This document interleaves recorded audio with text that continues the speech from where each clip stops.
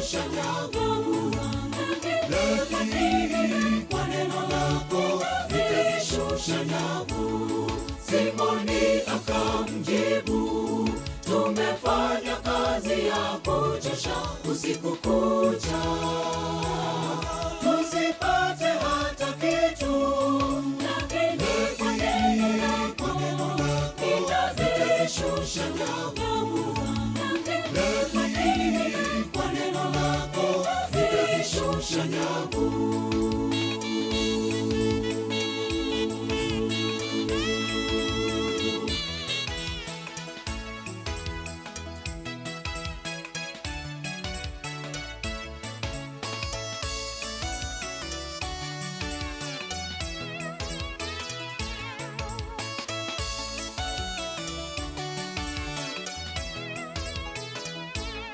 Ninyi mmesumbuka na mambo yaliyo mazito, leo Yesu asema leteni, anaweza.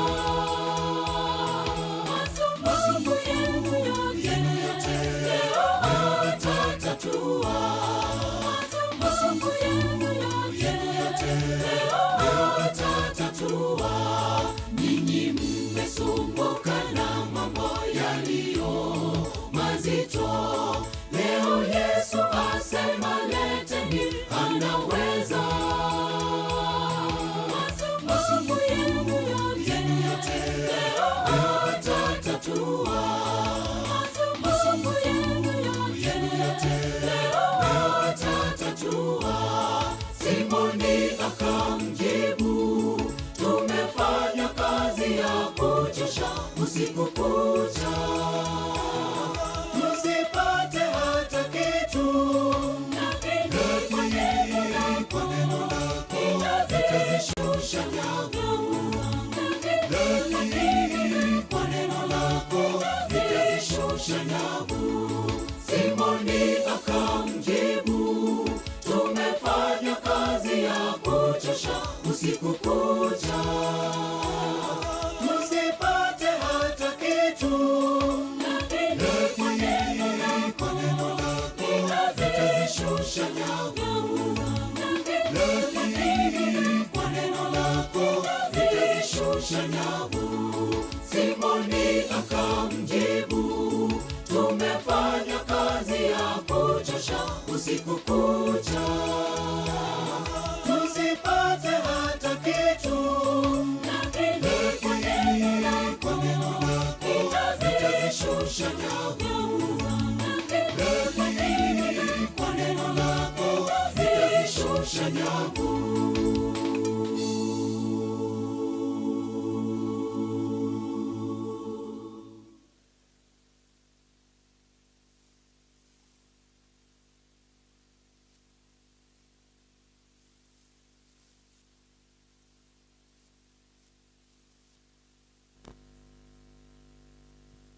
Wacha basi tuombe kwa sababu ya sadaka. Naamini na tuombe. Baba, tena tumekuja mbele yako, naendelea kushukuru jinsi ambayo imekuwa nasi. Asante kwa kipindi hicho cha nyimbo na kwa sadaka.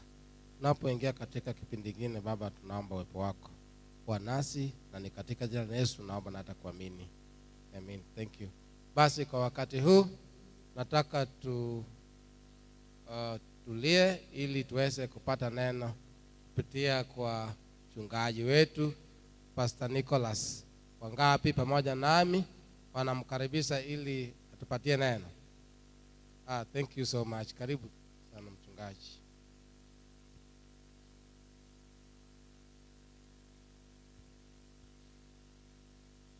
Yesu akiwa chomboni, kila kitu kinakuwa ni salama. Wakati ambapo kina Petero wamejaribu wakashindwa, hapo hapo Yesu alipowasili waliweza kuvua samaki na mioyo yao ikapata burudani. Bwana Yesu asifiwe. Tunamshukuru Mungu kwa kuweza kutujalia neema. Tulipoagana jana akatuamsha salama asubuhi, na namshukuru tena kwa sababu ya wageni ambao tulikuwa tunaomba kwa ajili yao, ameweza kuwafikisha salama kwa mapenzi yake. Naomba sio kwa sababu ni kuwakaribisha rasmi ili waweze kusimama wakatuwevia tu hivi wageni wetu ambao tulikuwa tunaombea. Baadaye najua ukaribisho utaweza kufanywa, but ni vizuri pia kuwakaribisha tunapoingia katika ibada. Naomba wageni muweze mkasimama mkatusalimie. Basi karibuni, mjihisi kuwa miguuni pa Bwana tukiwa tunasherehekea ibada ya siku kuu za vibanda. Natumai wale ambao waliweza kuingia pia ni wageni waalikwa wa kwaya. Sio? Basi watakapofika tutaweza kushukuru Mungu pia kwa ajili yao. Ningependa tuimbe wimbo nambari 160, ubeti wa kwanza, wa pili, kisha niweze nikaingia kwenye hotuba ya dakika hizi. Cheza kinanda Dois ametoka.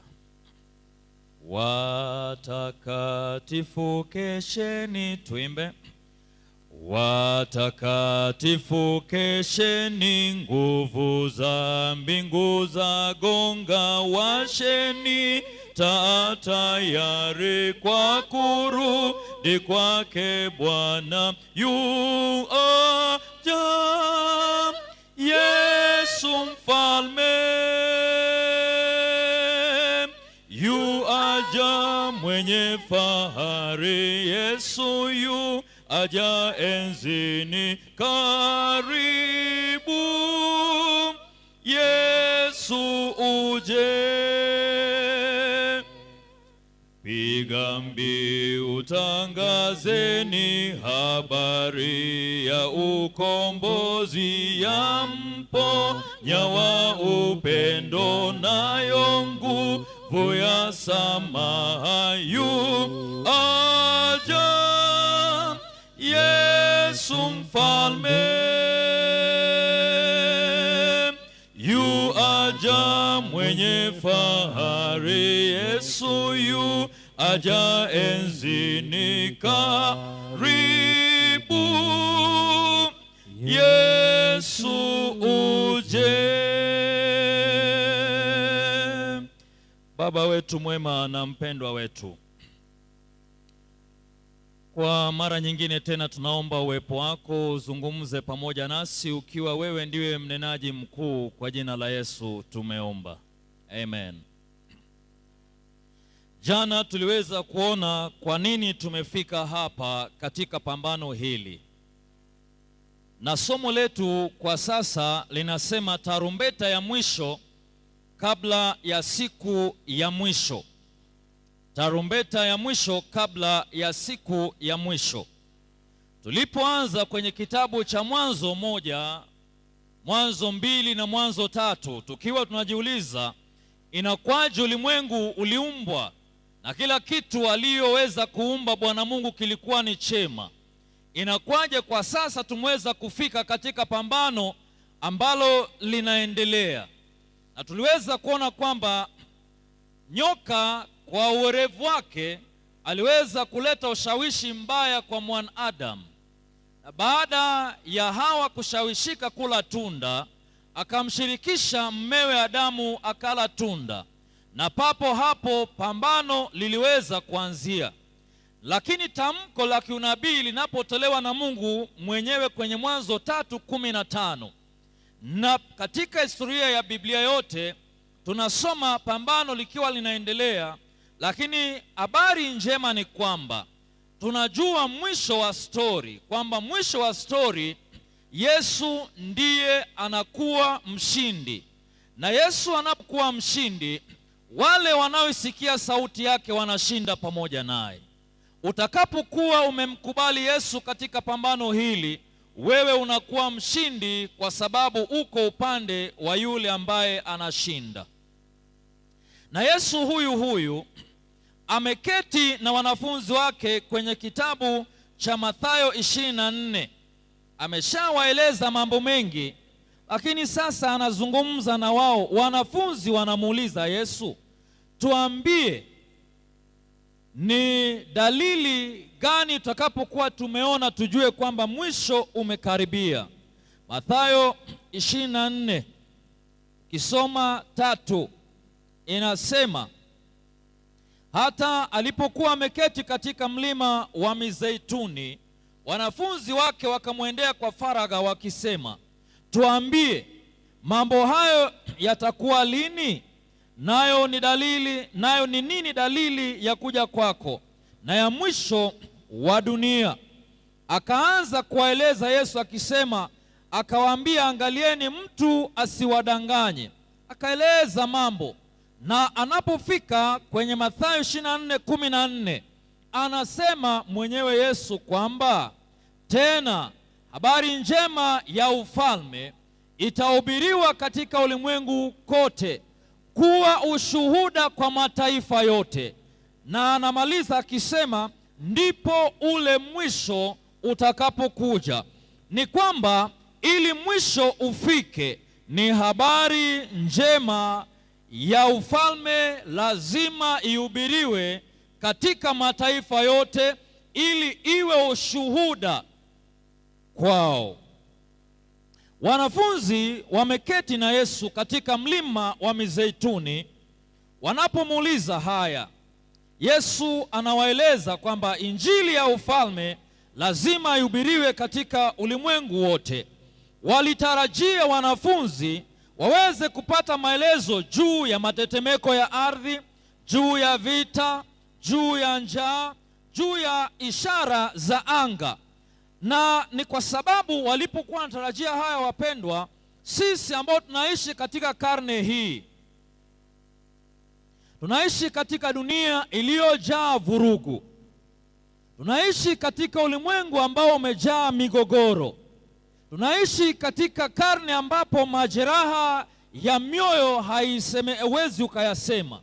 Tunaishi na maumivu makali sana, kama sio maumivu ya magonjwa ni maumivu ya usaliti au kusalitiwa, na majeraha ya moyo inazidi kuendelea. Na kila kona ya dunia habari ambazo zinazozikika ni za vita, ni za majanga, ni za ukame, habari za njaa, habari za magonjwa, habari za migawanyiko. Na inaweza kuwa kwamba hata ndani ya kanisa tunaweza kuwa na migogoro mpaka tujikute katika hali ya migawanyiko. Lakini katikati ya giza hili ambalo linaweza kuwa linatanda, Yesu yeye anatoa ahadi ya kuleta mwangaza kwa watu ambao wanaonekana kwamba wapo katika giza.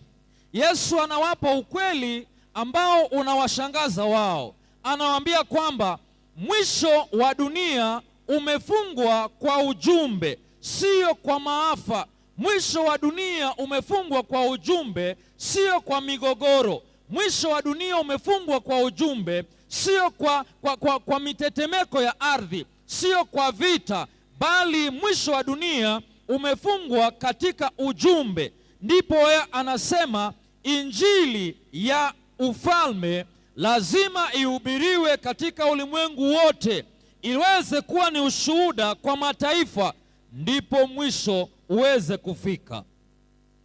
Na kwa maneno mengine ni kwamba sio wakati sio wakati mataifa yanapopigana ndipo mwisho unakuja. Hapana, sio wakati ambapo tunazoroteka kiuchumi ama soko la hisa linapoanguka ndipo mwisho unakuja. Hapana, sio wakati ambapo magonjwa hata yasiyoelezeka yanaposhika dunia ndipo tujue kwamba mwisho ule umefika. Hapana, ni bali pale kazi ya injili itakapokamilika, itakapohubirika, watu watakapokuwa wamesikia injili ikishazunguka dunia nzima, hapo ndipo ule mwisho utakapokuja.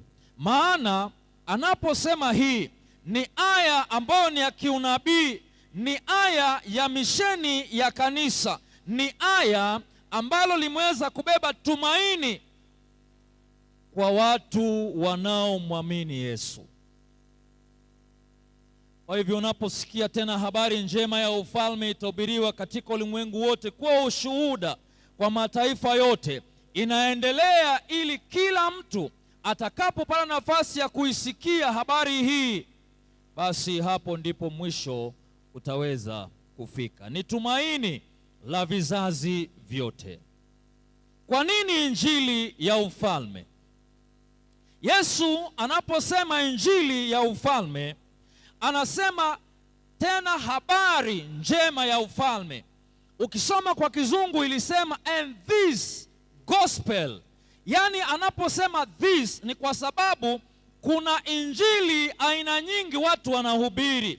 Sio injili fulani atakapotoa mtu jinsi ambavyo inavyompendeza yeye.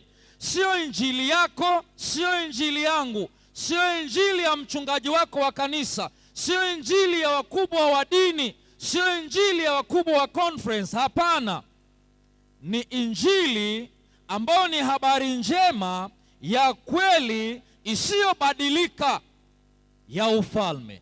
Hii injili huwezi ukabadilisha ikufurahishe wewe jinsi ambavyo unaona inafaa, huwezi ukaileta, huwezi. Ni injili inayotangaza kwamba dhambi ni hatari, lakini neema ni kuu zaidi. Kwa hivyo licha ya kwamba dhambi inaweza kuwa ni hatari sawa, lakini pamoja na uhatari wa dhambi, utakapomkubali Yesu wa neema, utapata kwamba neema ni kuu zaidi. Utakapomkubali, licha kwamba dhambi zako zinaweza kuwa nyingi kiasi gani, bado anasema nilikufa kwa ajili yako. Ni injili inayotangaza kwamba shetani ana nguvu, lakini licha ya nguvu za shetani, Kristo ni mwenye nguvu na anamshinda shetani siku zote. Ni injili ambayo inasema kwamba falme za dunia zinaporomoka, sawa, lakini licha kwamba falme za dunia zinaporomoka, ufalme wa Mungu unasimama milele. Katika kisa cha Agano la Kale kwenye kitabu cha Mwanzo 6 na Mwanzo 7 ni kisa cha mzee Nuhu, mzee ambaye Biblia inasema dhambi ilizidi na neema ikazidi zaidi, na Nuhu akapata neema machoni pa Mungu. Mungu akamwambia Nuhu, Nuhu, tengeneza safina kwa sababu nitaweza kuiharibu nchi hii na maji. Gharika inakuja. Nuhu akaanza kutangaza habari kwamba gharika inakuja, na kila moja aweze kuisikia sauti ya Mungu apate kunusurika kifo cha gharika. Watu wakawa wanamwangalia Nuhu, wanasema mzee wa siku amechanganyikiwa, huyu huenda akajichanganya na ulevi, huyu mzee uzee unamsumbua. Lakini Nuhu hakukatishwa na tamaa na wale watu ambao walikuwa wanamsemea mambo mabaya. Kwa miaka 120 Nuhu anahubiri habari njema kila asubuhi anapoamka. Wapendwa, dunia hii itaja kugharikishwa. Nuhu anajenga, anapoweka kila msumari anajenga, akitoa habari kwamba ipo siku dunia itaweza kugharikishwa. Akasema mzee amechanganyikiwa. Miaka 120 Nuhu akatoa habari. Alikuwa anahubiri sio ujumbe wa kupendeza, bali ujumbe wa kweli kwamba gharika inakuja, ninajenga safina na nitaweza kueleza tupate kuingia ndani ili tupate kujiokoa nafsi zetu. Hakuitwa kubuni ujumbe. Mungu aliweza kumpa ujumbe iliyo ya kweli kwamba ipo siku dunia itaweza kupata gharika. Lakini wao waliendelea kumkejeli Nuhu wakisema mzee amechanganyikiwa. Lakini sasa Nuhu baada kumaliza yote, ikafika siku, na ukumbuke the antediluvial walikuwa wanaishi zama zile, mtu ameishi miaka 700, miaka 800, 900 hajawahi ona mvua ikinyesha, kwa sababu hakuwahi ona mvua ikiwa inanyesha. Sasa Nuhu anaposema kutaja gharika, wakasema mzee, wewe mambo yako hatujaelewa. Lakini Nuhu hakukata tamaa, alizidi kupaza sauti. Ikafika siku ambapo mwanadamu kila mmoja amekataa kusikia sauti ya Mungu. Lakini sasa Nuhu akazungumza na wanyama. Si binadamu sisi tuna akili zaidi ya wanyama? Nani hapa kuna mnyama anamzidi akili? Kuna mtu hapa mnyama anamzidi akili? Kuna mtu hapa mnyama anamzidi akili? Wote tunazidi wanyama akili. Sasa ngoja nikupe mifano ya wanyama inayozidi mwanadamu akili. Wapo wengi sana. Mnyama mmoja anaitwa panya. Panya, ukimpa panya mahindi anapekecha mahindi, kisha anakula kile kinachostahili kwa mahindi. Kweli si kweli? Lakini mwanadamu mwenye namzidi panya akili anatoa kile kinachofaa, kisha anakula mahindi iliyokobolewa. Nani ana akili zaidi ya mwenzake? Kati yako na panya nani ana maarifa? Jibu hilo swali. Kati yako na panya nani ana maarifa? Niache panya kidogo, nitumie tumbili, nyani na wengine. Wewe unakula ndizi kisha unatoa, na kuna zile fibers ziko pale kwa ndizi, unakula. Wewe unazikula. Wewe unafanya nini? Unatupa. Na ukimpa nyani na tumbili wanafanya nini? Sasa fanya utafiti, itakwambia zile nyuzi za ndizi zile zina umuhimu zaidi ya ndizi yenyewe. Fanya utafiti, itakueleza yenyewe. Na ukienda kwenye mahabara wanapofanya utafiti kwa dawa inayotibu mwanadamu, wanatumia mnyama gani kutest dawa? Sasa kati yako na tumbili na nyani nani anamzidi mwenzake akili? Ngoja nikupe mfano wa mwisho kwa sababu ya muda. Huyu ndege anaitwa dove. Si unamjua dove? Anaitwa aje kwa Kiswahili? Njiwa. Njiwa akifiwa na mwenzake, anaishi akiwa solo mpaka siku atapata njiwa ambaye aliwachwa akiwa solo, ndipo wanaungana wanakuwa familia ngapi? Lakini mwanadamu je, hata kabla hajaachwa akiwa solo ana wangapi? Sasa kati yako na njiwa nani ana akili? Nani ana akili kati ya binadamu na njiwa? Anyway, hii ilikuwa ni by the way. Sasa Nuhu akageukia wanyama kuzungumza na wanyama.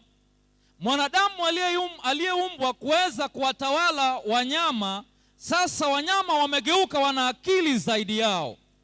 Na mpaka mzee Kobe, Mungu akampa nafasi atembee pole mzee Kobe mpaka aingie ndani ya safina. Kinyonga mwenda pole naye vivyo hivyo mpaka akaingia ndani ya safina. Lakini mwanadamu alibaki tu kumcheka Nuhu, akasema ngoja tuone. Manake mtu kama angekuwa ni injinia mwenye ana uzoefu ya zaidi ya miaka 100, kama ni mwanajiolojia wa uzoefu wa miaka zaidi ya 100 lakini sasa walishindwa. Hata wale wanaotabiri hali ya hewa, unapoona wanapopambana kuangalia, wale walikuwa na uzoefu zaidi na walishindwa kwa kuweza kutabiri hali ya hewa. Mpaka siku ilipofika, Mungu ni mwema, akamwambia Nuhu, sasa kwa sababu wanadamu wamekataa, wewe umeshafanya pati yako, wanyama wameingia, sasa nenda kazungumze na watu wa familia yako. Alipoenda kwa mke wake, akazungumza na watoto wake na watoto wake, wakaitii sauti ya Mungu kupitia mzee Nuhu, na waliingia ndani ya safina. Walipoingia ndani ya safina, ndipo mlango ukafungwa. Kabla mlango kufungwa, walianza kuona dalili. Wengine wanahoji wakisema, huenda kile ambacho mzee Nuhu alikuwa anasema ni kweli, lakini subiri kidogo tuone kama kitatukia. Nuhu alipofunga mlango, mvua ilipoanza kunyesha, wakasema, Nuhu, tumeamini ni kweli, tufungulie. Akasema, samahani, mmechelewa. Kifika kwenye kitabu cha Danieli 2, Mfalme Nebukadneza amekwisha kuona jinsi ambavyo Mungu amewawezesha hawa vijana kwa kutokula vyakula vya kifalme vilivyokuwa vimetolewa kafara kwa miungu ya Kibabeli.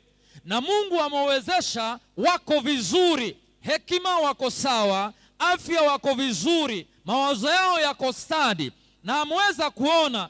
Na sasa Danieli 2, mfalme anaota ndoto. Anaposhindwa akaanza kuita waganga, akaita wachawi, akaita wenye hekima, wote wakashindwa. Ndipo kupitia Arioko anatoa tangazo kwamba kila mtu auawe. Danieli anamuuliza Arioko, mbona mfalme anatoa habari hii ambayo ni ya uchungu kiasi hiki? Basi endo kasihi kwa mfalme tupewe siku 3, kisha baadaye tutaweza kujiwasilisha mbele ya mfalme. Na ukweli mfalme akakubaliana nao. Baada ya siku 3 vijana hawa kufunga, kuomba, kumlilia Mungu wao, Mungu akamfunulia Danieli siri ya kifalme. Danieli alimwambia Nebukadneza, ufalme wako wa dhahabu utaanguka, ufalme wako wa fedha, ufalme wa fedha utapita, lakini ufalme wa Mungu utabaki ukidumu milele. Alitangaza injili ya ufalme hata mbele ya mfalme aliyekuwa anatawala Nebukadneza. Hivyo wajibu wetu sisi kama watu wa Mungu si kupamba injili, bali ni kuihubiri injili ya ufalme na kuweza kusema utawala wa Kristo ndani ya mioyo ya watu itaweza kudumu.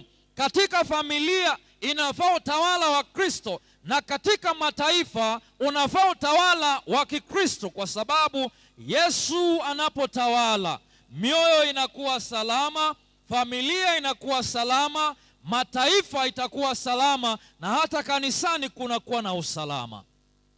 Kwa nini injili hii ihubiriwe katika ulimwengu wote? Kwa nini?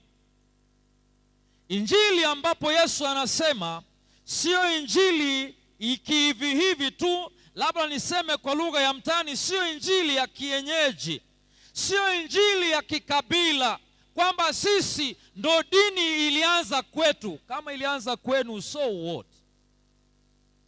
Kwamba injili ilianza kwetu, hii sio ya kikabila, sio ya taifa moja. Injili hii lazima ivuke bahari, lazima ivuke iende kwenye jangwa, lazima ipite kwenye lugha na hata ipite kwenye vizazi. Ndipo Yesu mwenyewe bado anazungumza kwenye kitabu cha Ufunuo 14:6, 7 mpaka 12, 6, akiwa anasema, kisha nikaona malaika mwingine akiruka katikati ya mbingu, mwenye injili ya milele, anahubiri wao wakao juu ya nchi, na kila taifa na kila lugha na kila jamaa, akisema kwa sauti kuu, mcheni Mungu na kumtukuza, maana saa yake ya hukumu imekuja. Msujudieni yeye aliyezifanya mbingu na nchi na bahari na chemichemi za maji. Hivyo injili hii lazima ipite kila lugha, iende katika kila jangwa, ipite katika kila vizazi, ili kila mtu aweze kupata kuisikia, kwa sababu moyo wa Mungu daima umekuwa moyo wa mataifa yote.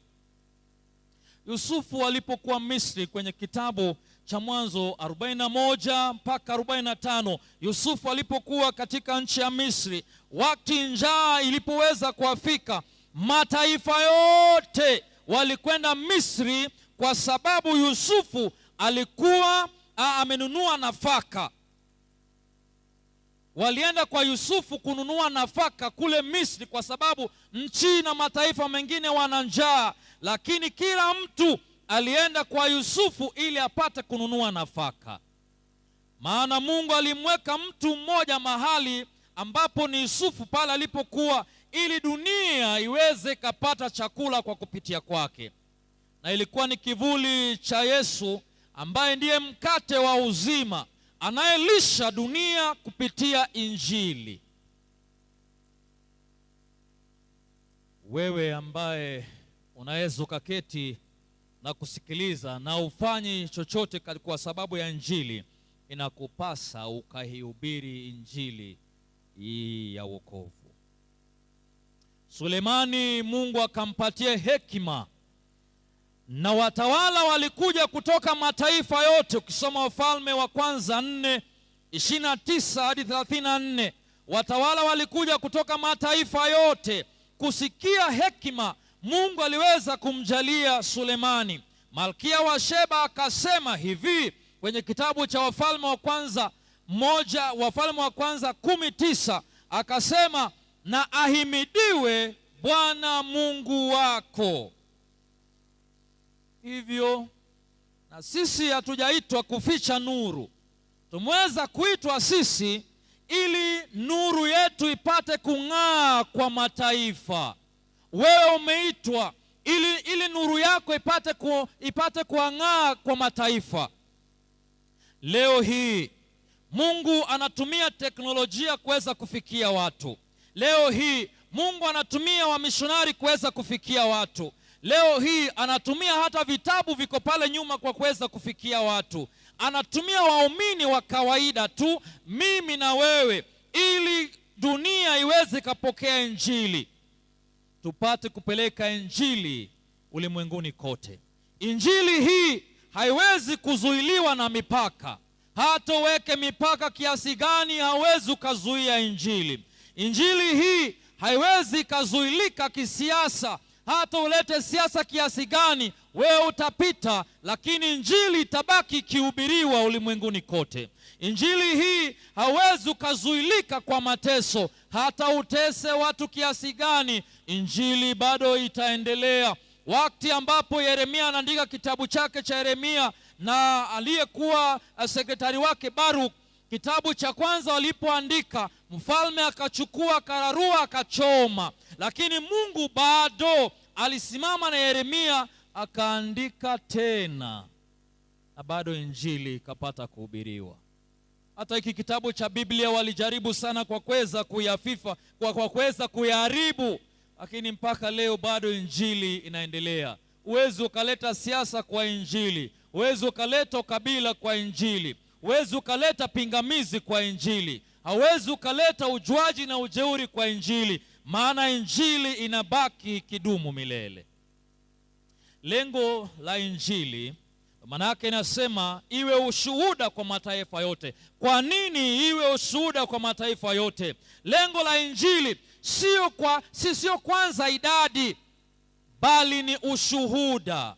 Maana Mungu anataka kila kabila, anataka kila lugha, anataka kila taifa lipate ushuhuda, ili mtu asije akasema sikujua. Waisraeli walipokuwa kule mlima Sinai, ukisoma Kutoka 19:5 hata 6, Mungu anasema, ninyi mtakuwa kwangu ufalme wa makuhani, taifa takatifu. Kwa hivyo Israeli waliitwa kuwa ushuhuda kwa mataifa juu ya utakatifu wa Mungu, na iliwapasa waweze wakaishi kama watu ambao Mungu ameweza kuwaita. Waige mfano wake, waoneshe mataifa yote kwamba Mungu ndiye anayeishi. Na vivyo hivyo na sisi tumeweza kuitwa kuweza kuangaza nuru ya Mungu kwa mataifa yote. Ajabu ni kwamba kuna uwezekano sisi ambao inatupasa tukahubiri Injili kwa mataifa, tumeleta Injili kwa mataifa ndani ya kanisa. Kwamba mtu aliandika akasema, nilienda kule kwa mataifa kutafuta kanisa, na nikafanya nini? Nikaifuata, nikaja kanisani na nikapata mataifa ndani ya kanisa. Leo hii ukiangalia uimbaji wetu, ukiangalia mavazi yetu, ukiangalia kula kwetu, sawa sawa na wanavyofanya. Kisoma kitabu cha Danieli 3, vijana watatu wameamua kwa mfalme kwamba sisi hatutaisujudia sanamu. Mfalme, ijulikane kwako leo hii kwamba hata kama Mungu wetu tunayemwamini hata tuokoa, sisi hatutaweza kuisujudia sanamu. Shadraki, Meshaki na Abednego walikataa kuisujudia sanamu mfalme aliweza kuweka, wakawa ushuhuda mbele ya wafalme na mbele ya mataifa kwamba yupo Mungu anayeokoa. Na hata kama Babeli nzima haikubadilika, ushuhuda uliweza kusimama. Na ndicho Yesu alimaanisha kwamba injili lazima isimame kama ushuhuda mbele ya ulimwengu. Historia inasema vijana hawa watatu walishawishika kwamba mjifanye tu kana kwamba mnainama kidogo. Walisema hatutaweza. Na historia inasema tena ni kama waliinua hata miguu yao ili waweze kuonekana vizuri na mfalme kwamba sisi tumekataa kuisujudia sanamu. Leo hii injili ya hata kama afya yangu itadhoofika, nitabaki nikimtumainia Bwana. Hata kama mali yangu itaharibika, nitabaki kumtumikia Bwana, ikaisha. Leo hii mtu anapoona mshtuko kidogo, tunakimbia wapiga ramli, tunaenda kwa waganga, tunapewa mahirizi kufunga kwenye viuno vyetu, tumepewa maji eti ya upako, tukapewa mafuta eti ya upako, kuna chumvi ya upako, na hata kuna vitambaa vya upako eti tu iweze kuwa ni mlinzi. Ipo siku huyu anayekupa mafuta na hivyo utakataka zote eti za upako, utaenda kwake uambiwe samahani, kaburi lake liko pale, nani atakaye kusaidia? Wengi tunaenda kwa waganga, kuna vibao vimeandikwa mganga kutoka Kitui. Wale wanaogopwa zaidi ni wale wa kutoka Tanzania. Ukisikia daktari kutoka Sumbawanga, Zui kutoka wapi, wale wanaogopwa zaidi. Na sasa unaenda kwa mganga, eti mganga nisaidie ili ndoa yangu ipate kuwa salama, mganga nisaidie biashara yangu iweze kufilisika, wakati mganga mwenyewe hana mke. Alafu wewe unamwambia kusaidie ndoa yako iweze kasimama, hana mke. Njoo kwa Yesu ambaye ndiye mwanzilishi wa ndoa. Hata kama itachechemea, ataisimamisha kwa utukufu wa jina lake. Maisha yako huenda ndiyo mahubiri pekee jirani anaweza akaisikia. Jinsi unavyoishi ndivyo jirani akitizama anasema kweli maisha haya ni ya kuigwa. Uaminifu wako wakati wa majaribu peke yake unaweza kuwa ushuhuda unaoongea zaidi ya maneno unayoweza kusema. Unavyoishi maisha yako peke yake inaweza kuwa ni hubiri tosha kwa yule mtu ambaye tamanio lake ni kwamba weza akamwona Yesu ajapo mara ya pili. Lakini unaishije? Tunaishije? Maisha yetu wenyewe yakoje?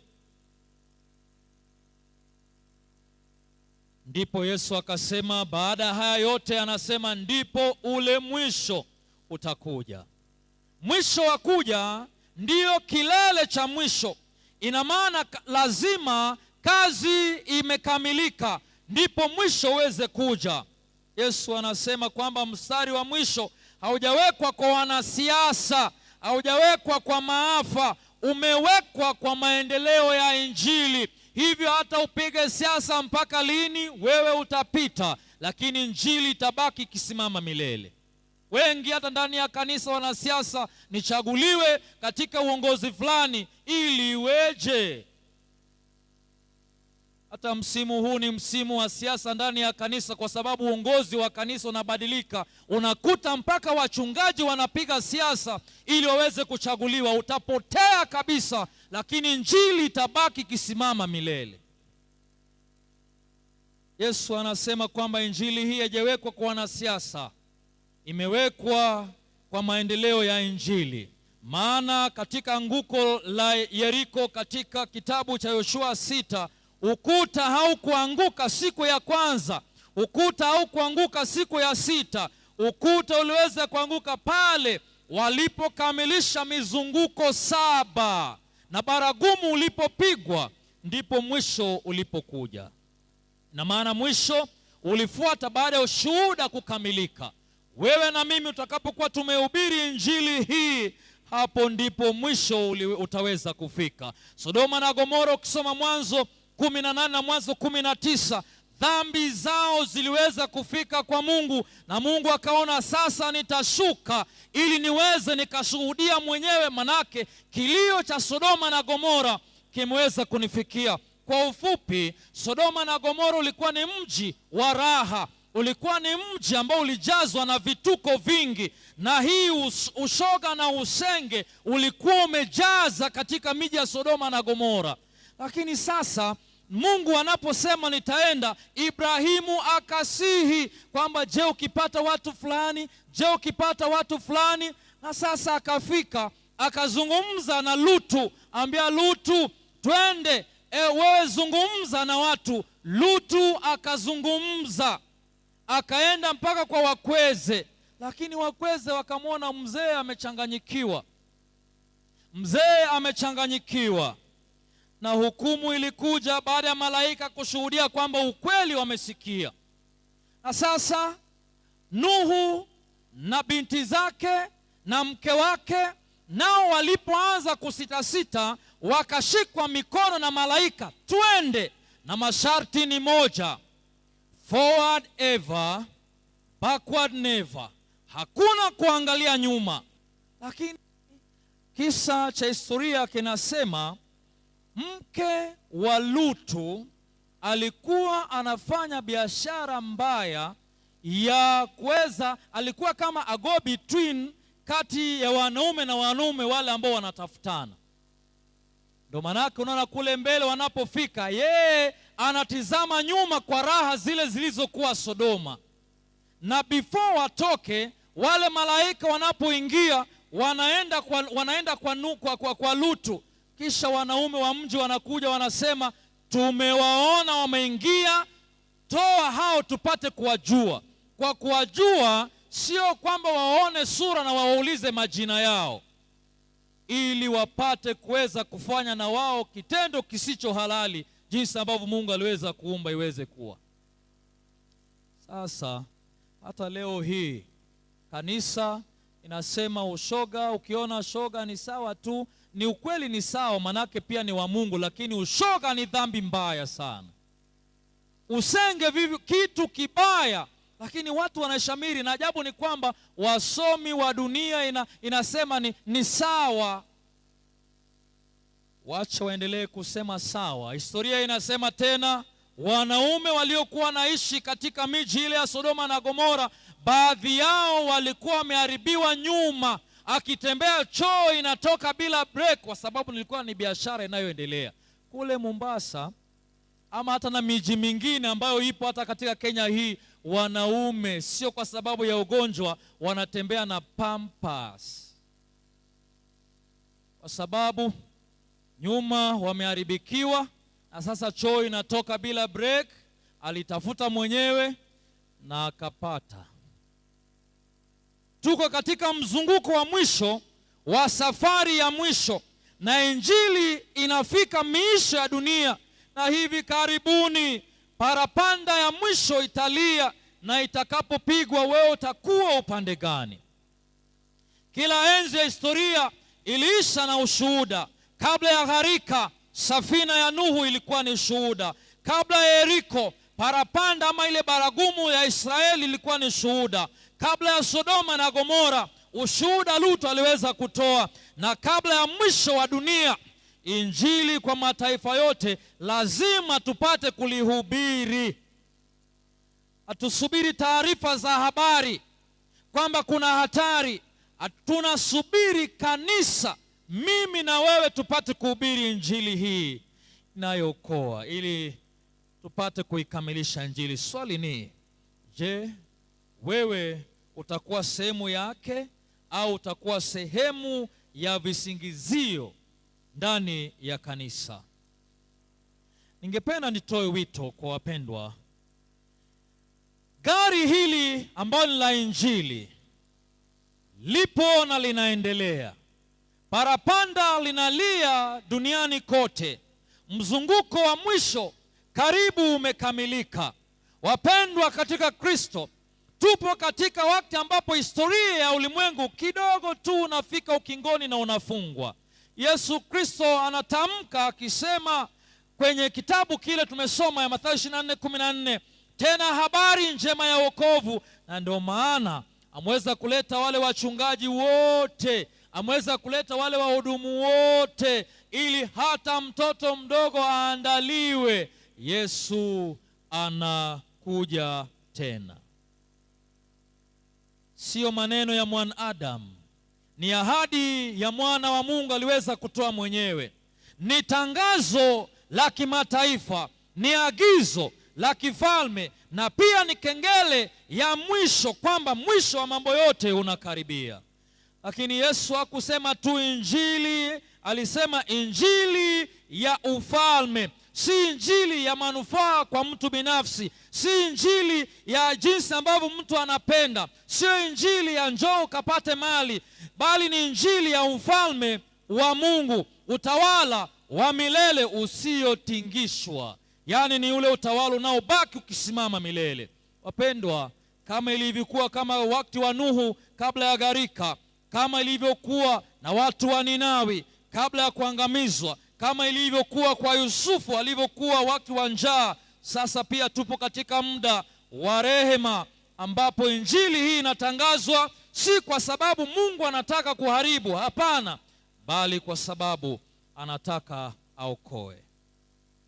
Petero wa pili 3:9 inasema kwamba bali hakawii kuitimiza ahadi yake, ila huvumilia kwa ajili yenu, maana hapendi mtu yeyote apotee, bali wote wakafikie toba. Leo hii Kristo anaita moyo wangu, anaita moyo wako, kwamba habari njema ya ufalme sio hadithi tu za mbali, sio kisa ambacho hakina umuhimu. Ni kwa ajili yangu na ni kwa ajili yako. Ni ujumbe kwamba dhambi zetu, utakapomkubali Kristo, dhambi zetu zinasamehewa. Ni habari kwamba maisha yetu yanabadilishwa tukimkubali Kristo. Ni kwamba kunaweza kuwa na uraia wa kifalme, ambapo Mungu mwenyewe atakuwa ni mwenyeji wetu utakapomkubali Kristo. Naomba nikusihi usichelewe, jinsi walivyomcheka Nuhu.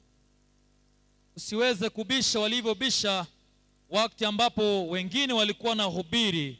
Usikue kama Yona ambaye anatumwa anakataa kwenda kule Ninawi. Usimame kama Yusufu alivyosimama akiwa pale. Je, upo ndani ya safina au nje ukicheka na umati? Je, unatembea tu na baragumu au umekaa kimya wakati dunia inahitaji ushuhuda?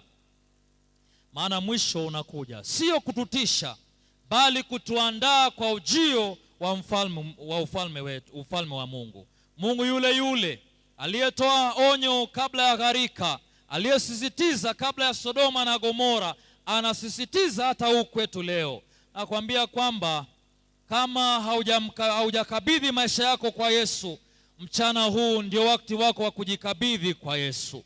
Kama umekuwa kanisani, sawa, lakini sio ndani ya Kristo, mchana huu ndio wakati wako wa kujitoa kwa Kristo.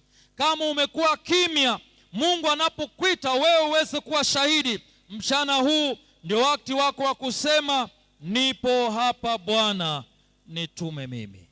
Ukiwa katikati yetu, na wewe tamanio la moyo wako ni kwamba Yesu nisaidie nipate kusimama na injili hii ya milele inayookoa, niwe sehemu ya wale watu ambao Yesu ujapo na mimi nitakapo parapani nitakapoitwa, na mimi nipate kuwa pale. Ukiwa hapa na unatamani kutoa maisha yako kwa Kristo, aidha kwa njia ya ubatizo, aidha kwa njia ya ombi maalum, una jambo ambalo unaona linakusumbua, usiwe miongoni mwa wale watu ambao wanapeleka injili hii. Utasimama tunapoimba wimbo nambari 168, ili ikikupendeza upige hatua uje hapa mbele tupate kuomba na wewe. Kanisa lote likiwa limesimama. Wimbo nambari 168, tarumbeta ya mwana itakapolia mara. Tarumbeta ya mwana itakapolia. Kristo anakusaidia.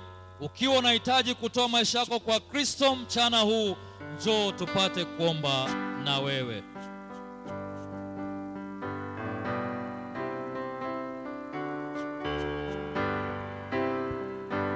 Tarumbeta ya mwana itakapolia mara, milele itakapopambazuka, nao wa haki watakapokusanyika ng'ambo, majina yaitwapo niwepo, majina yaitwapo, majina yaitwapo niwepo, majina yaitwapo, majina yaitwapo niwepo. Siku ile watakatifu watakapoamka na kuondoka huru kaburini, watakapokusanyika makaoni kule juu, majina yaitwapo niwepo, majina yaitwapo, majina yaitwapo, majina yaitwapo, majina yaitwapo niwepo. Tutende kazi kwa Yesu mchana kutwa kwa bidii, tutangaze kote pendo lake kuu, nayo kazi itakapotimika hapa chini, majina yaitwapo niweko, majina yaitwapo, majina yaitwapo, majina yaitwapo, majina yaitwapo niwepo. Tunaomba. Baba wetu mwema na mpendwa wetu, asante kwamba imekupendeza tukalipokea neno lako kwa jinsi hiyo. Mengine yanakuwa ni machungu kwa mioyo, lakini ni tiba halisi kwa watu wako. Ukatuwezeshe ukituongoza kila moja tunapolipokea neno hili, linapobariki mioyo yetu, tuweze tukalifanyia na kazi pia. Asante kwa watu wako ambao wamejitoa, kila moja anaposema nawe kwa mahitaji yake, uwe jibu la mashaka yao. Na ikiwa ni moto wa Injili wanatamani wezi kawaka ndani ya mioyo yao, Bwana na iwake ili tupate kumaliza kazi tuende mbinguni. Ikiwa ni magonjwa yanayowasumbua na kuwatesa, wapate kupona kwa utukufu wa jina lako. Lolote ambalo linakuwa kizuizi, Bwana ukatuondolee, tupate fursa ya kuweza kutangaza kazi yako kwa ufasaha nyakati hizi za mwisho.